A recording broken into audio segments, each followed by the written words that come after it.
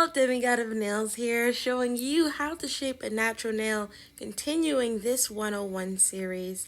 And I'm starting with the reusable file, which it's commonplace to use this with an extension, but sometimes at home or on client it's more convenient considering the cost is low.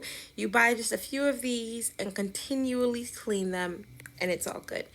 So make sure to be careful, go slow.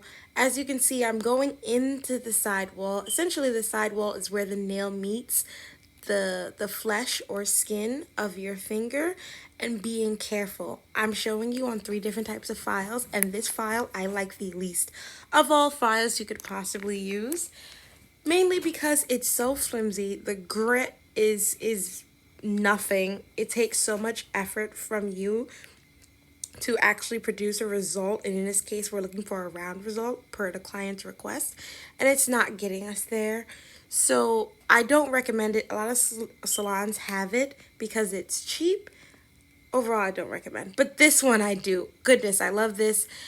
I love it because it's also disposable, but it is cheap still, and it's individual to each client, so it's reducing the client to client transfer risk of pathogens, which is optimal and always should be at the forefront of anyone doing nails' mind. I do like this file, and it's allowing me to get into those sidewalls, and it has a good grit similar to that reusable file. And again, it's disposable. So I'm looking at the nail. You see me take pauses to look and see if I'm getting the symmetry that's needed to really show that clean cut, sharp, beautiful manicure that we're going for. And making sure that roundness goes from side to side. Being symmetrical, being clean. And make sure that shape is cohesive through and through.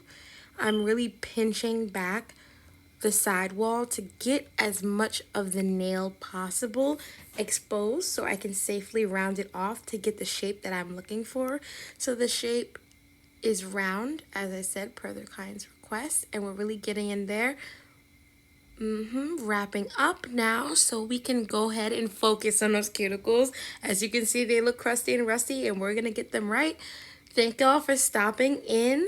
Stop back again for the cuticle part. See you again tomorrow.